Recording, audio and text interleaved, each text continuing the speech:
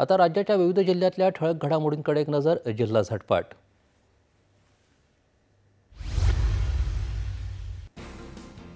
सातारा इथं जागतिक वारसा स्थळ असलेल्या कास पुष्पपठाराच्या हंगामाला 1 सप्टेंबरपासून होत आहे सुरुवात. या दृष्टीनं करण्यात येत आहे पर्यटकांसाठी सुविधा.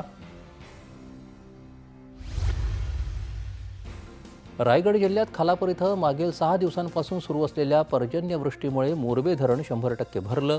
नागरिकांना नदीपात्रात न उतरण्याचं आवाहन. 2 दिवसापासून संततधार पावसामुळे चंद्रपुरातील घोडाझरी तलाव भरून वाहत असल्यानं पर्यटकांना परिसरात जाण्यास बंदी. पर्यटकांनी व्यक्त केली नाराजी. अहिल्यानगर जिल्हा परिषदेच्या आवारात अंशकालीन महिला परिचारिकांनी केलं धरण आंदोलन. वेतनवाढीसह केल्या 7 मागण्या. आणि नरेंद्र दाभोलकर यांच्या जयंतीनिमित्त बीड जिल्ह्यात परळ इथं निर्भय मॉर्निंग वॉकचं आयोजन.